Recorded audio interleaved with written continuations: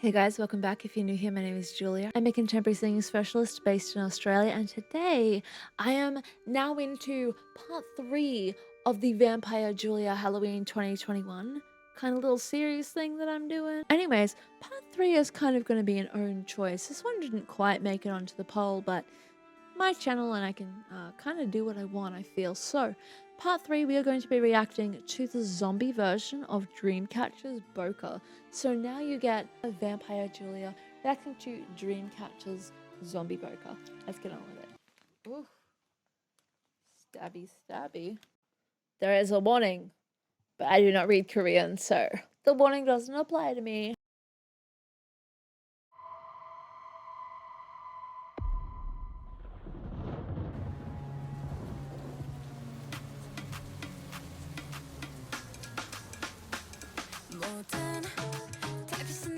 Ooh.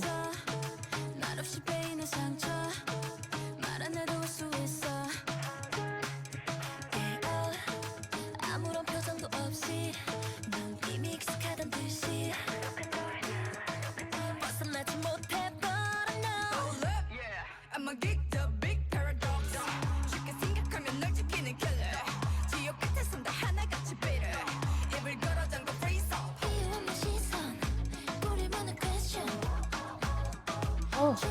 Okay, so several things already that I'm absolutely adoring is the incorporation of the vocals in the backing figures. We have this scale work happening in the background. It's supporting the lead line. I think it actually sounds so cool that they have a vocal line carrying this scale work. And so we have this different vocal line.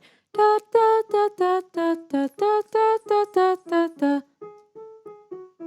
So it's super hard to play the piano with these freaking talons on. The other thing that I'm enjoying is the contrast between when the rapper starts vocalizing compared to when those who are more along the lines of singing are actually vocalizing. Because I think that that's a beautiful contrast between something that is a little bit more light and flowy from our main vocalist, and then we have the rapper, which is bringing a little bit more bass to the sound. And I don't mean bass as in she's singing super low. I mean there's a fullness to the quality of her singing. Because something that might sound a little bit more percussive. So maybe think more of like a bass drum as opposed to a bass guitar. So anyway, we're going to keep going because I think that those two things are already really cool. Just like straight off the bat, you have some tonal contrast. And then you also have that really cool like scale that's happening in the background. I think that's really cool. All right.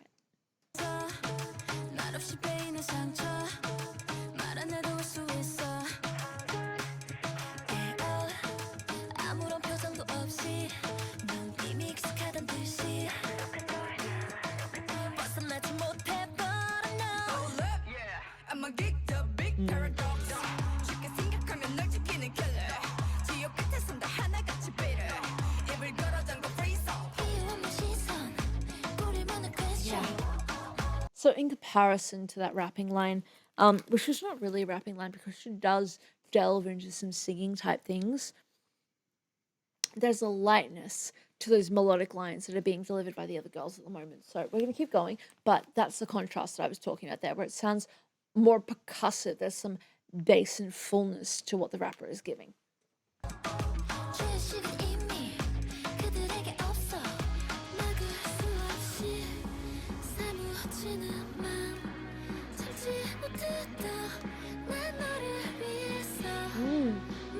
Beautiful light tonality there, so significantly lighter than even what we heard earlier. This one does lean more towards your second register stuff, which if you've watched any of my other videos, you would know the second register only uses the top of the vocal folds. So because it is higher, the vocal folds are pulled long and thin, and that's generally why second register does like that top fold vocal mechanism or vibratory mechanism. And this is in fact reflected in the timbre. If you have more vocal mass in your sound, so the vocal fold itself, if you have more mass involved, you're going to have a heavier sound. It doesn't necessarily mean that it's going to be more full though, because there are plenty of people who produce really powerful full sounds with that thinner vocal fold. They might use a little more mass than perhaps their peers or their counterparts, but ultimately second register using the top of those vocal folds. So here we get a little bit more of the aspiration. So we are leaning more towards not so much of a mass heavy sound there. Second register, but I think that's coming through. If you want to know how aspiration works, go and watch my Spirit Box reaction because I break down exactly how aspiration works on that one. Mm.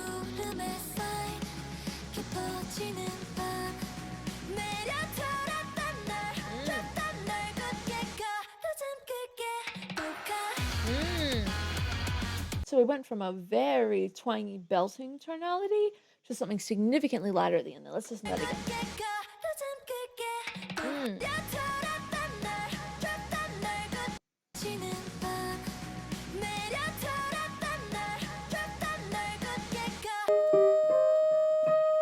da, da. Yeah, cool. So she's going up around the E flat 5.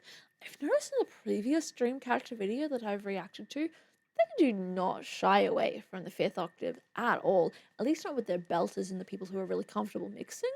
Up around that like E flat 5, F, C5, sort of more where you would tend to find your pop contemporary singers. They don't really shy away from that area, and that to me was more of a mix. I wouldn't necessarily say it's like a full-on belt. There's definitely a little bit of power behind it because you want it to be clean up there, but it leans more towards that mix with more of that whining tonality through it in order to get the right placement so that you can actually follow on through there. And I think that's the right setup because as she descends, she winds up in a much lighter tonality, and it can be a little bit of a almost like a conflict of dynamics if you go full belt, full on, really high up, and then all of a sudden you're super soft and light in a different part of the phrase. It just can be a little bit confronting.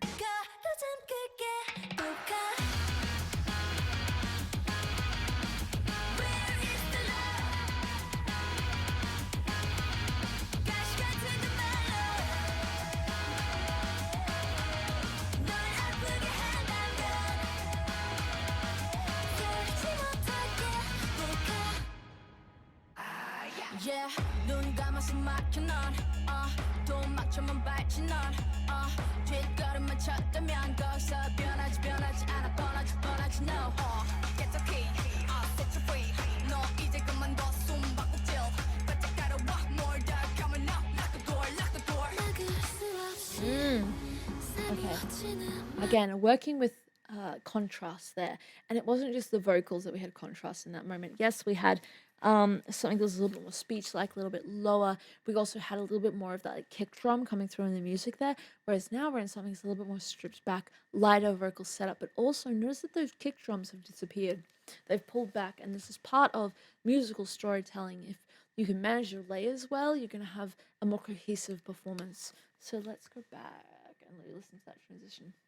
너 이제 그만둬 숨바꼭질 바짝 따라와 more dark coming up lock the door 막을 수 없이 사무치는 맘 참지 못했다 난 너를 위해서 불어오는 건 거친 바람과 내려 돌았던 날 줬던 날 그때 가로등 크게 볼까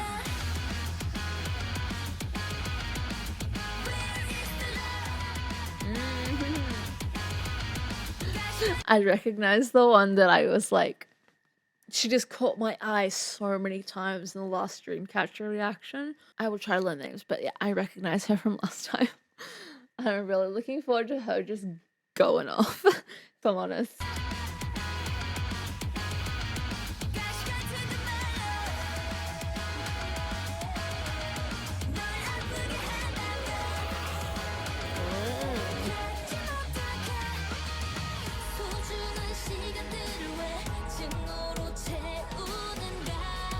The dancing and the visuals have been really, really cool this entire time as well, so I'm really enjoying that.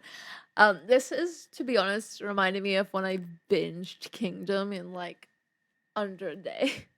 Just watched all of the episodes, and that happened for the first season and the second season too. So thought I'd share a little bit of my TV habits with you, I guess. But yeah, it just is. I don't know why. Maybe I'm getting the costumes wrong, but it just is. Like I feel like I should be running for some water right now or something.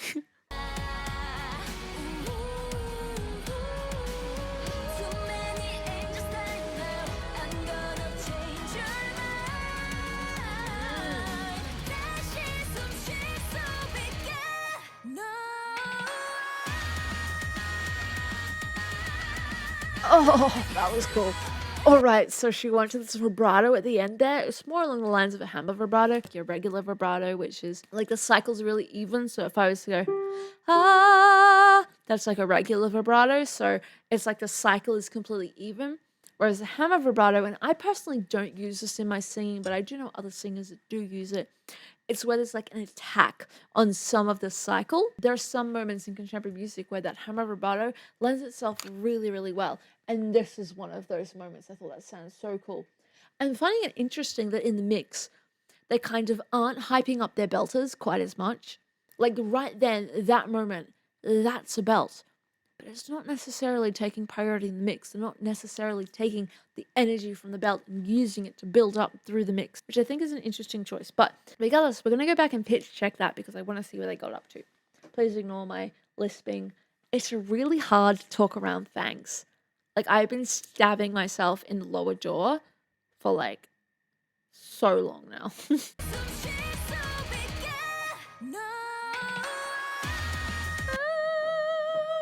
Back on that E flat 5. Woo!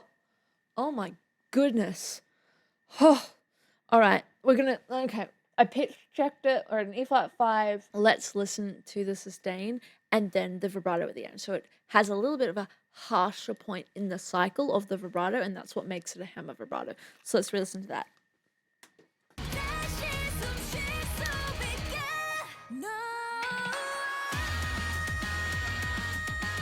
Oh, so cool. Little flexible line there. Whew. Oof.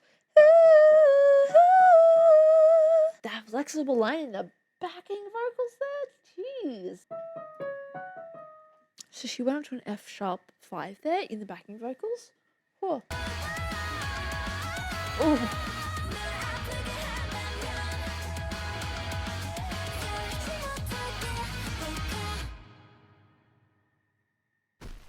Yeah, damn. Cool. I have no idea what's being said because the closed captions for this particular video are Korean.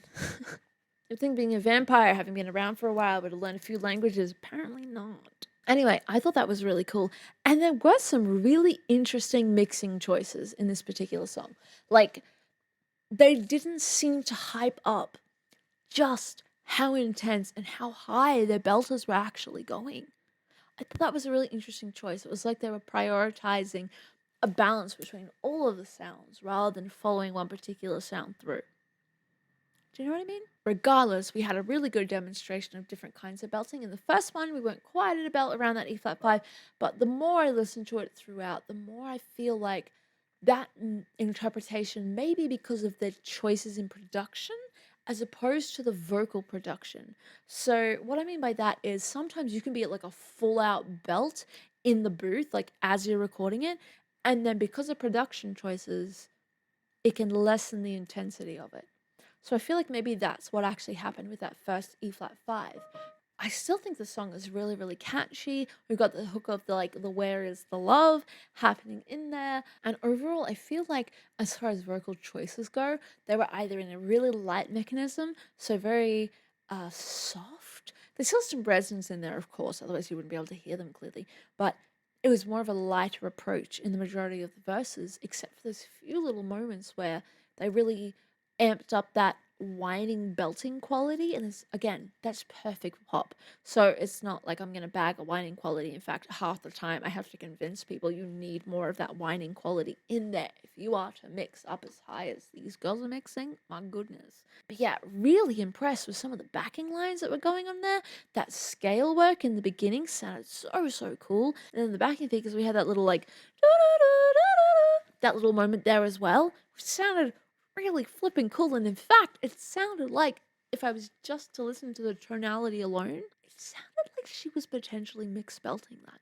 This was really, really cool. I'd love to check out some more of the Dreamcatcher stuff if you have any suggestions, of course. Love the zombie theme. Thought that it was really cool how they integrated again those electric guitars. I'd love to listen to a song where perhaps as a vocalist they're making some slightly different choices, because I do feel like in the verses, despite there being subtle color changes because we have different vocalists at different times, there wasn't a whole lot different as far as approach goes because they were using that lighter vocal setup. Anyways, that is it from me today, guys. I hope that you enjoyed that one. If you did, be sure to give this video a like, click the subscribe button and the bell notification beside it for more just like this one. As usual, I hope you're staying safe. I hope you're staying healthy, and I will see you next time.